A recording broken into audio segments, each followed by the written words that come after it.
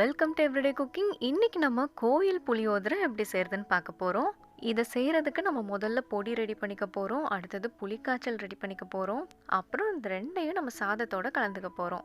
வாங்க முதல்ல பொடி ரெடி பண்ணிக்கலாம். ஒரு கடாயை அடுப்பில் வைங்க. இது சூடானதும் 1/2 டீஸ்பூன் மிளகு, 1/2 டீஸ்பூன் மல்லி, 1/2 டீஸ்பூன் சீரகம், 1/2 டீஸ்பூன் கடுகு, 1/2 டீஸ்பூன் எள்ளு, வெள்ளை கருப்பு ரெண்டும் யூஸ் பண்ணலாம், 1/4 டீஸ்பூன் வெந்தயம், 1 டீஸ்பூன் கடலைப்பருப்பு, 1 டீஸ்பூன் உளுத்தம் பருப்பு. இது எல்லாத்தையும் எண்ணெய் சேர்க்காம ட்ரையாக வறுத்துக்கணும். கொஞ்சம் நிறம் மாறி ஒரு பாதி வறுப்பட்டதும் 2 இல்லைன்னா 3 காஞ்ச மிளகாய் சேர்த்துக்கோங்க. இதையும் சேர்த்து வறுக்க ஆரம்பிங்க. இன்னும் கொஞ்சம் கலர் மாறி 3/4 பங்கு வறுப்பட்டதும் நம்ம கருவேப்பிலை சேர்த்துக்க போகிறோம். ஒரு கை நிறைய கருவேப்பிலை சேர்த்துக்கலாம். எவ்வளோ கருவேப்பிலை போடுறீங்களோ அவ்வளோ தூரம் நல்லா தான் இருக்கும், அதனால் குறைக்க வேண்டாம். கருவேப்பிலையும் நல்லா சுருண்டு ட்ரையாக வறுப்பட்டுறணும். இந்த மாதிரி இதை மிக்ஸி ஜாருக்கு மாற்றிக்கலாம்.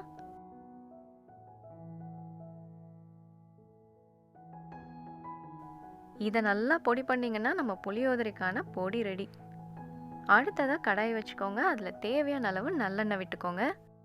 இந்த நல்லெண்ணெயில் முதல்ல கடலையை வறுத்து எடுத்துட்டு அதுக்கப்புறம் புளிக்காய்ச்சல் ரெடி பண்ணிக்கலாம். நிலக்கடலை உங்களுக்கு எவ்வளோ வேணுமோ அவ்வளோ சேர்த்துக்கோங்க. நான் இங்கே 1 கப் சேர்த்துருக்கேன். இந்த நிலக்கடலை ஒரு 3/4 பங்கு வறுப்பட்டதும் நம்ம முந்திரி பருப்பை சேர்க்க போகிறோம். இந்த அளவுக்கு நல்லா 3/4 பங்கு வறுப்பட்டிருக்கணும்.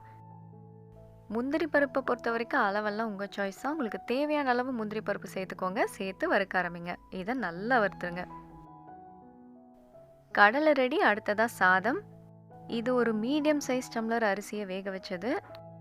குக்கரில் வைக்கிறதா இருந்தால் 1 டம்ளர் அரிசிக்கு 2 டம்ளர் தண்ணி. இல்லை நீங்கள் வடிக்க போகிறீங்க அப்படின்னா தாராளமாக உங்களுக்கு தேவையான அளவு தண்ணி ஊற்றி நல்லா கொதிக்க விட்டு வடித்து எடுத்துடலாம். இதில் எண்ணெயை வடிகட்டிட்டு நம்ம வறுத்த கடலையை சேர்த்துக்கணும். கலந்து விட்டுடலாமா? இந்த கடலையில் இருக்கிற எண்ணெயே இந்த அரிசியை உதிரி உதிரியாக்கிடும். சாதம் ரெடி பண்ணியாச்சு. இதை எடுத்து வச்சுருவோம். மிச்சம் இருக்கிற எண்ணெயில் புளிக்காய்ச்சல் ரெடி பண்ண ஆரம்பிக்கலாம். இதில் 1/2 டீஸ்பூன் கடுகு, 1 டீஸ்பூன் கடலைப்பருப்பு, 1 டீஸ்பூன் உளுத்தம் பருப்பு சேர்த்துக்கோங்க. கடுகு வெடிக்கணும், பருப்பு ரெண்டும் நிறம் மாறணும். பருப்பு நிறம் மாறிடுச்சுன்னா கருவேப்பிலை சேர்த்துக்கலாம். இதோட 2 காஞ்ச மிளகாயும் சேர்த்துக்கலாம். கருவேப்பிலை மிளகாலாம் வறுபட்டுருச்சுன்னா கொஞ்சம் பெருங்காயத்தூள், அதாவது ஒரு 1/4 டீஸ்பூன் பெருங்காயத்தூளில் ஒரு 2 டீஸ்பூன் தண்ணி சேர்த்து கலந்து சேர்த்துக்க போகிறோம். இதை சேர்த்தாச்சுன்னா அடுத்து புளி தண்ணி. ஒரு பெரிய வெங்காயம் சைஸ் புளி எடுத்துக்கோங்க. அதை 1 கப் வெதுவெதுப்பான தண்ணியில் ஊற வச்சு கரைச்சி ஃபில்ட்ரு பண்ணி சேர்த்துருங்க. நல்லா கொதி வரட்டும். இது கொதிக்க கொதிக்கவே கெட்டியாயிடும். இதோ ஓரளவுக்கு கெட்டியாயிடுச்சு இல்லையா? இப்போ தேவையான அளவு மிளகாத்தூள் சேர்த்துக்கோங்க. மிளகாத்தூள் நான் இங்கே கொஞ்சம் இது நிறம் மாறணுங்கிறதுக்காக சேர்க்குறேன். இது வேணும்னா சேர்த்துக்கலாம், இல்லைன்னா அவாய்ட் பண்ணிக்கலாம். இல்லை காரம் கம்மியாக வேணும், கலர் அதிகமாக வேணும்னா காஷ்மீரி மிளகாத்தூள் சேர்த்துக்கோங்க. நம்ம பொடியிலையும் காஞ்ச மிளகாய் சேர்த்துருக்கோம், புளிக்காய்ச்சல்லையும் காஞ்ச மிளகாய் சேர்த்துருக்கோம். ஸோ பார்த்து சேர்த்துக்கோங்க. இது நம்மளோட பொடி. பாதியை மட்டும் சேர்த்தா போதும். இந்த மீதி பாதியை நம்ம சாதத்தோடு கலந்துக்க போகிறோம். பொடியை நல்லா கலந்து விடுங்க. பொடி சேர்த்துட்டிங்கன்னா இது சீக்கிரம் கெட்டியாயிடும். இதில் தேவையான அளவு உப்பு சேர்த்துக்கோங்க. எண்ணெய் பிரிஞ்சு வர வரைக்கும் நம்ம இதை அடுப்பில் வச்சு கிளறிக்கணும்.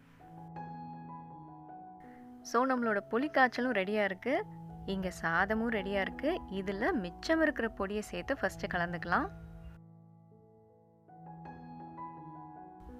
பொடி அங்கங்கே நிற்காம நல்லா கலந்து விட்டுருங்க.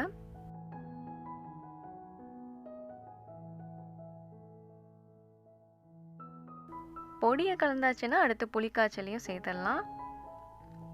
இங்கே நான் மொத்தமாக சேர்க்குறேன். உங்களுக்கு வேணும்னா கொஞ்சம் கொஞ்சமாக சேருங்க. உங்களுக்கு புளிப்பு எவ்வளோ பிடிக்குமோ அதுக்கு தகுந்த மாதிரி ஒரு ஸ்பூனாக சேர்த்து டேஸ்ட் பண்ணி பார்த்துட்டு வேணும்னா எக்ஸ்ட்ரா சேர்த்துக்கோங்க.